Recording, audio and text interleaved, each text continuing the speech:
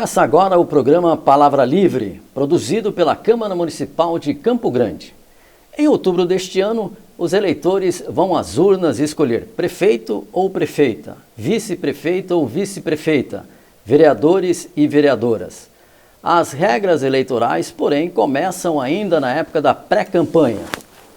Para conhecer mais sobre a legislação e o pleito eleitoral, eu converso hoje com o juiz auxiliar da presidência do Tribunal Regional Eleitoral de Mato Grosso do Sul, Fernando Chemin Cury.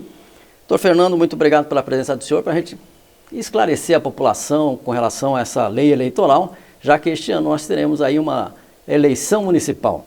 Doutor Fernando, o que nós temos de novidade em termos de legislação eleitoral deste ano? Eu acho que a grande novidade, a nível de resoluções do Tribunal Superior Eleitoral, são duas, no meu entender. A primeira é que hoje existe uma resolução que trata dos ilícitos eleitorais, coisa que nas eleições anteriores não estava prevista nas resoluções. E a outra é a questão da inteligência artificial na utilização das campanhas. Nós temos hoje também uma resolução tratando da inteligência artificial. A gente vai falar daqui a pouquinho sobre a inteligência artificial, que acho que é a grande novidade dessa eleição municipal. Agora, com relação às eleições anteriores, nós já tivemos a possibilidade de coligação só na majoritária. Na proporcional, isso já não é permitido. O coeficiente eleitoral muda? Acredito que não. O coeficiente eleitoral vai ser dividido, pelo número de eleitores, de votos válidos e do número de cadeiras. Permanecem nesse ponto as regras que vigoraram nas eleições anteriores. E com relação às federações, o que vai vir definido a nível nacional vale para o municipal? Vale para o município, que precisa também ser observado. As federações são as coligações nacionais.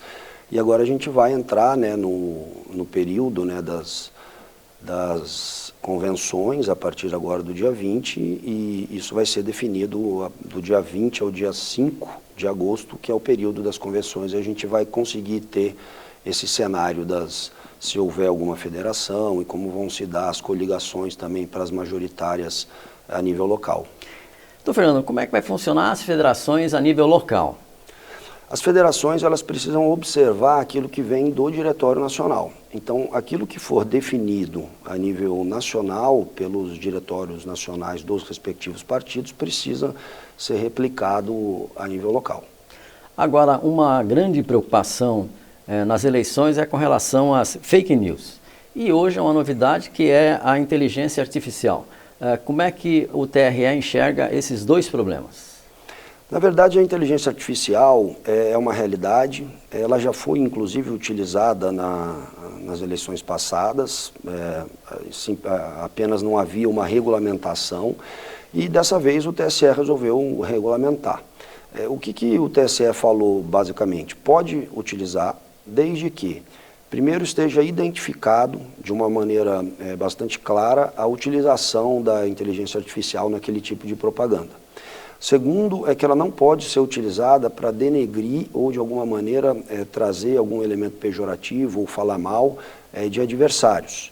Terceiro, também não pode ser utilizado para desacreditar o sistema eleitoral, as instituições, ou seja, a inteligência artificial só pode ser utilizada para enaltecer ou para fazer a propaganda daquele candidato que está utilizando. Fora dessas hipóteses, e desde que esteja, obviamente, avisado que aquele tipo de propaganda está se valendo da inteligência artificial, sendo assim, pode ser utilizado.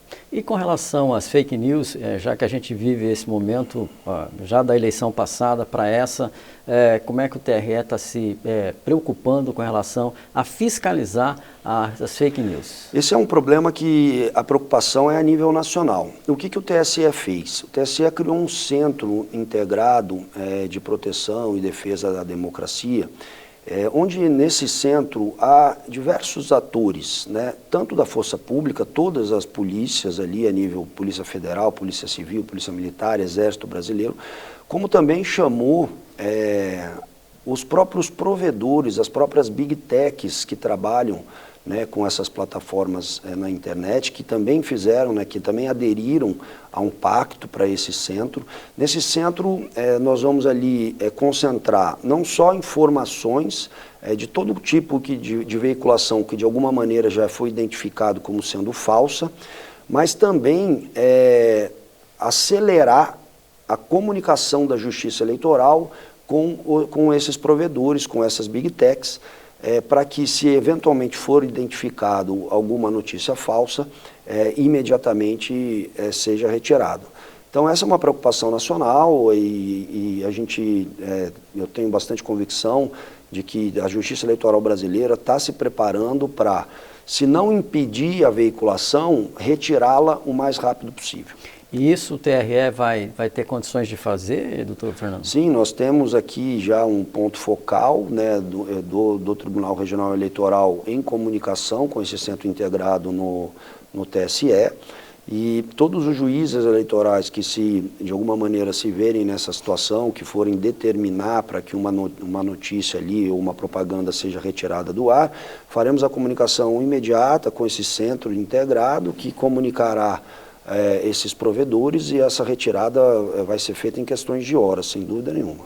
E nós já tivemos algum problema já antes da eleição de algumas fake news que foram determinadas pelo TRE para retirar dos sites aqui de Mato Grosso do Sul, Campo Grande. A fiscalização, como é que vai atuar nesse sentido?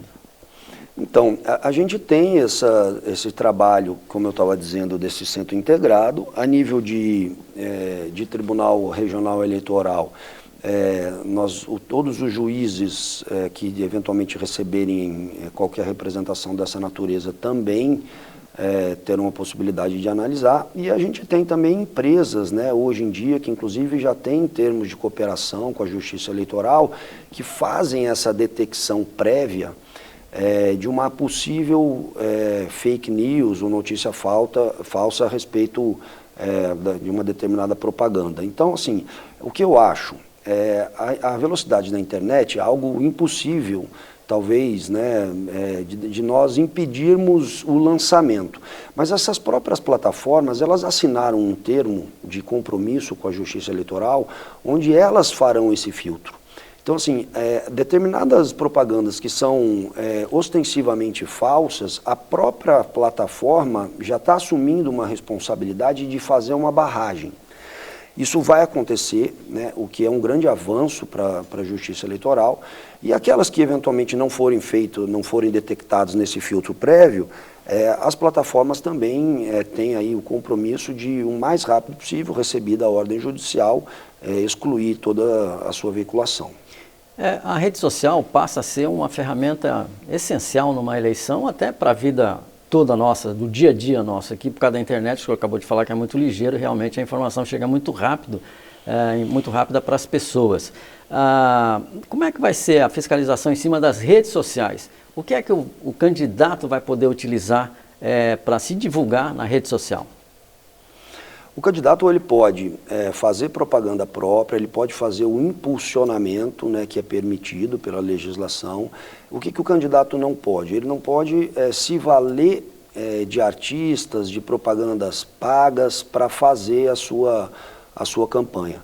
Ele pode, como eu disse, utilizar suas plataformas ali da campanha, da sua candidatura ou até do próprio partido, para poder divulgar suas ideias, os seus compromissos, fazer o impulsionamento, se assim, dentro do limite de gastos, obviamente previsto para a campanha, e com isso se valer de um importante meio de comunicação.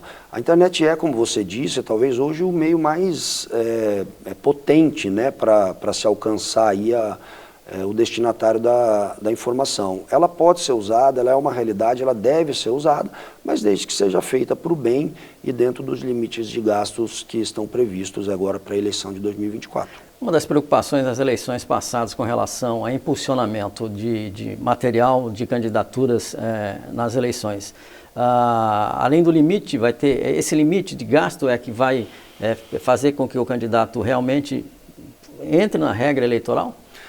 Nós temos o limite de gasto que foi divulgado ali para cargo de vereadores, para cargo de prefeito. Esse limite que tem que ser observado. cada candidato, o que tem ali a sua autonomia, a sua gerência, para entender se ele vai destinar dentro desse limite mais recursos, por exemplo, para a internet, ou mais recursos, por exemplo, para outro tipo de propaganda, adesivo, enfim. Estando dentro desse limite, qualquer tipo de propaganda, e desde que, obviamente, né, obedeça aquelas regras que eu estava dizendo agora, é absolutamente permitido. Agora, com relação ao voto impresso, né, a contagem pública, como é que vai ser feito dessa forma? Tipo, qual é a posição do TRE com relação a isso? A posição do TRE é a posição da Justiça Eleitoral, né? Eu sempre defendo que desde 1996, quando se instituiu o voto eletrônico no Brasil, a Justiça Eleitoral vem a cada ano se aprimorando, né, nas suas políticas de privacidade e de proteção de dados, enfim, de tecnologia de informação. Nós temos um processo eleitoral, um sistema eleitoral absolutamente seguro, com diversas etapas de segurança, onde participam, inclusive, vários atores. Na época da eleição mesmo, a gente faz aquele sorteio das urnas para que essas urnas sejam auditadas, e nesse sorteio participam todos os atores, não só da força pública, como também os partidos políticos, né? Qualquer partido político, eles são convidados para essa sessão lá no Tribunal Regional Eleitoral, eles podem participar no sentido de escolher, eu quero que escolha uma urna da 34ª sessão lá do município de Anastácio. A Polícia Rodoviária Federal vai lá, busca essa urna, leva para o TRE e a gente faz uma auditagem nessa urna para ver se está, de fato, alimentada com todos os candidatos, se não teve violação. A mesma coisa, no dia da eleição, a gente faz votações paralelas, então vão ter sessões em que a pessoa vota ali no voto válido dela, e se ela quiser participar, ela faz uma votação paralela numa urna destinada para isso, para verificar se o voto que ela está dando ali, de fato, é o que foi entregue, o que constou na urna. Nós temos o boletim de urna, que é impresso em todas as urnas eletrônicas e é dado para os partidos políticos, os representantes, para eles poderem levar e depois conferir esse boletim de urna. Então, eu vejo o sistema eleitoral brasileiro absolutamente seguro e a gente vai entregar, como sempre entregamos, uma eleição, um resultado que de fato corresponda à vontade do eleitor. Mato Grosso do Sul sempre, na última eleição, foi um dos primeiros estados a concluir a votação. Isso deve ser aqui? Eu acho que a integração de forças, a gente recebe um apoio muito grande da Polícia Rodoviária Federal, da Polícia Civil, da Polícia Militar, da Polícia Federal, enfim, do próprio Exército, né, porque eles nos ajudam muito. Então, acho que essa integração faz com que a gente tenha, historicamente, uma posição aí de entrega do resultado bastante rápida a nível nacional. Eu não tenho dúvida que esse ano será da mesma maneira, considerando aí que a gente já está em tratativas com todas essas instituições para entregarmos um bom serviço. Doutor Fernando, agora vamos falar um pouquinho sobre a participação da mulher na eleição. Nós tivemos, por exemplo, um deputado estadual cassado porque o partido não cumpriu as regras eleitorais com relação às mulheres. Como é que o TRE pode colaborar para que o partido não cometa esse tipo de erro? A gente tem feito uma campanha de esclarecimento e acho que de sensibilização dos dirigentes partidários e também dos candidatos, no sentido da obrigatoriedade deles cumprirem essas regras. Toda regra, toda vez que a gente se depara com mudanças, há um certo tempo para que as pessoas consigam compreender que de fato as coisas mudaram e também a gente precisa mudar nossas condutas, né? Isso é uma questão social. Isso eu vejo que aconteceu com dirigentes partidários ao longo aí, dessa trajetória que se criou essa regra de participação mínima de gênero na eleição brasileira. Inicialmente a gente teve várias candidaturas laranjas em que determinadas candidatas apresentavam voto zero, zero gasto, tinha outras que recebiam dinheiro e transferia para candidaturas representadas por homem. E a Justiça Eleitoral Brasileira se deparou com esse cenário e foi, de fato, cassando, né, essas candidaturas, anulando os votos dos partidos que fizeram isso. Então, acho que a mensagem da Justiça Eleitoral está muito clara. Se não cumprir, vai sofrer as consequências. E qual é a consequência? É a perda de uma eventual cadeira, como aconteceu nesse exemplo do deputado aqui, que de fato, por um erro que não foi dele, ele participou da eleição, teve um número significativo de votos. Acontece que o partido apresentou 2 candidaturas que não tinham condição de serem inscritas, foi intimado para substituí-las e não fez. E aí acabou concorrendo na eleição com um número inferior aos 30% de candidatura feminina. E aí a Justiça Eleitoral entendeu que deveriam ser anulados todos os votos, que é assim que determina a lei, dados para aquele cargo e o candidato acabou perdendo o seu mandato. Então, a orientação nossa é que cumpra fielmente, seja na questão do percentual de candidaturas, como também no percentual de recursos. Porque existe também a obrigação de se destinar um percentual mínimo de 30% de recursos para as candidaturas femininas. Se não o fizer, pode sofrer as consequências. Hoje o número para a candidatura feminina chega a 30%, é isso? É o mínimo, né? É isso. Na verdade, a legislação fala em gênero. Então precisa ter um mínimo de candidatura, seja para homem, seja para mulher. Tem que ser 30% de mínimo para um dos gêneros. Mas historicamente a gente tem um número menor de mulher, né? Então por isso acaba sendo interpretado mais para candidatura feminina. Então esse é o mínimo. Agora, o tribunal, por exemplo, o regional eleitoral, ele só se manifesta depois da eleição, quando não é cumprido essa cota, ela não pode antecipar a sua decisão de falar, você está errado, você não está cumprindo a regra eleitoral? O que a gente faz é, no curso do processo de registro de candidatura, que a gente pega ali todo o DRAP, que chama, né, que é ali a relação das candidaturas do partido, se a gente verificar que não está cumprindo, a gente intima o partido para sanar a irregularidade. E aí o partido pode sanar. Se não sanar, e isso for questionado lá na frente, havendo alguma candidatura ali que conseguiu êxito, né, em alguma cadeira ao cargo que está postulando, vai perder essa cadeira.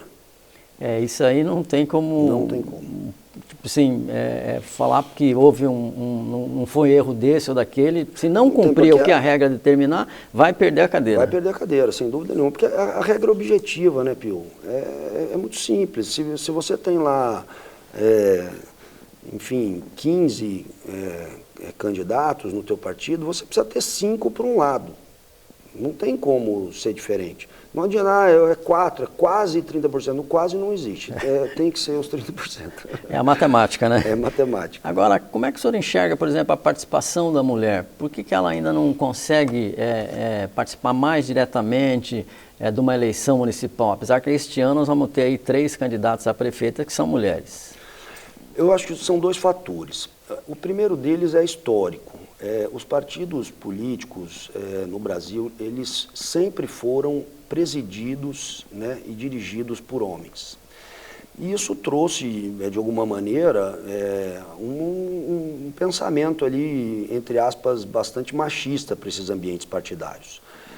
E o segundo, que aí eu acho que é uma convocação aí que eu faço para as mulheres, é que a partir do momento que se está dando pela legislação brasileira, pela Justiça Eleitoral, condições delas terem reais chances e, enfim, condições de participarem do processo político, que não se prestem a figurarem como coadjuvantes, como candidaturas laranjas, como aconteceu já no passado. Então, essa é uma responsabilidade também da mulher de exigir que, assim como a legislação determina, que se eu for candidata, eu preciso ter, de fato, o número de recursos mínimo que o partido tem que me dar, que o meu partido observe o número mínimo de candidaturas femininas e não deixe ser usada, né, por esses partidos políticos que, de alguma maneira, tentam burlar a legislação. Como é que o TRE acompanhou com relação à regularização e emissão de novos títulos eleitorais? Nós vamos ter aí uma chance de aumentar o nosso número de eleitores? Assim eu espero, Pio, mas o brasileiro, às vezes, a gente, por mais que nós tentamos fazer uma divulgação maciça, né, do fim do cadastro, infelizmente a gente viu filas e filas, né, enfim, que viravam ali o quarteirão ali do fórum eleitoral, e tiveram muitas pessoas que acabaram deixando de fazer o seu primeiro título ou retificar alguma questão relacionada ao seu título e não poderão votar. O TSE não divulgou ainda os números desse ano, mas a gente tem uma esperança aí que, sobretudo, os jovens possam aumentar o número de jovens, né, na participação política aí do nosso país. Quando é que começa mesmo a campanha eleitoral? Nós vamos agora, dia 20, inicia-se o período das convenções partidárias, 20 de julho, e vai até dia 5 de agosto. No dia 6 de agosto inicia-se o período dos registros de candidatura, e vai até dia 15 de agosto. E aí no dia 16 de agosto está de fato iniciando a campanha eleitoral. Com relação à campanha eleitoral na televisão, a gente sabe que é um canhão a TV hoje e muita gente acompanha o candidato para ver propostas e qual é o voto que ele vai definir, principalmente no caso da eleição municipal para vereador. O tribunal acha importante essa participação da população com relação à eleição municipal? Eu acho que a população ela precisa se conscientizar, não só na fiscalização, porque a gente espera bastante que a população que está ali no dia a dia, no bairro, recebendo o WhatsApp, abrindo sua internet, sirva, né, de um fiscal, aí, de um braço da Justiça Eleitoral para poder eventualmente nos denunciar alguma irregularidade, mas mais importante ainda que a população entenda, busque compreender aí quais são as propostas dos candidatos e escolha aquela que ela acha mais importante aí para a tua cidade esse ano. A televisão é, sem dúvida nenhuma, talvez, se não o principal, mas junto com a internet, aí, o meio de propaganda mais eficaz, mais eficiente. E todos os candidatos terão aí, dentro daquele prazo que ainda vai ser estabelecido, né, pela Justiça Eleitoral, a oportunidade de falar no programa eleitoral gratuito, e é uma oportunidade para a população poder entender isso. Como é que a população pode encaminhar as denúncias para o TRE? Tanto pelo nosso site, como pelo aplicativo, né, e também no próprio site do Ministério Público Eleitoral. Então a gente tem canais de denúncia no site do Tribunal Regional Eleitoral, do Tribunal Superior Eleitoral, do Ministério Público Eleitoral e também tem o aplicativo que funciona para isso. A gente teve alguns problemas na eleição passada com relação a esse aplicativo, bastante reclamação de não conseguir fazer ali o upload dessas reclamações, mas a gente espera que o TSE resolva isso para esse ano. Agora, é a primeira eleição do senhor como juiz auxiliar ou o senhor já participou de outras? Eu já estou no TRE como juiz auxiliar há quase 4 anos. Então... Eu participei da passada, né, as eleições gerais e agora as eleições municipais. E qual é a expectativa que o senhor tem com relação a essa eleição municipal aqui em Campo Grande? Eu vejo uma eleição disputada, para o cargo de majoritário, para o cargo de vereador, obviamente vai ser, porque existe um número muito grande de candidatos, e a gente espera que os candidatos possam colocar suas campanhas de uma forma propositiva, informativa, para que os eleitores escolham aquilo que para eles for melhor para representá-los. Para a gente concluir, qual que seria a mensagem que eu deixaria para quem vai participar de uma eleição este ano em Campo Grande? Como candidato? Como candidato. Cumpra as regras. Não se canse de fazer a sua propaganda, porque eu acho que a propaganda ela é importantíssima para a democracia. A Justiça Eleitoral a gente não tem nenhuma intenção de limitar a informação, muito pelo contrário, a informação é um elemento essencial na formação da convicção política da sociedade, mas que ela seja feita da forma como a lei determina, porque se não for feita assim, sem dúvida nenhuma, as consequências são variadas. Pode ser uma aplicação de uma multa, como pode ser também a cassação do registro ou até mesmo da candidatura, se vier a ser eleito. Essa é a mais, que mais vai impactar numa candidatura, que seria a perda do mandato, né, também. A perda do mandato, sem dúvida nenhuma. Então, o negócio é jogar dentro das regras. Perda do mandato e dependendo do caso, até inelegibilidade, né, para os próximos anos. Então, Fernando, obrigado aí pela presença do senhor aqui com a gente na Palavra Livre e pelas informações com relação à eleição municipal deste ano. A gente que agradece, o Tribunal Regional Eleitoral está sempre à disposição para prestar os esclarecimentos aí que forem necessários para a gente ter uma boa eleição, livre, segura e transparente. Muito bem, eu conversei com o juiz auxiliar da presidência do Tribunal Regional Eleitoral de Mato Grosso do Sul, Fernando Cury. Agradeço a todos que nos acompanharam aqui no programa Palavra Livre. Se você quiser rever ou compartilhar essa entrevista, acesse o nosso canal no YouTube. Até uma próxima oportunidade.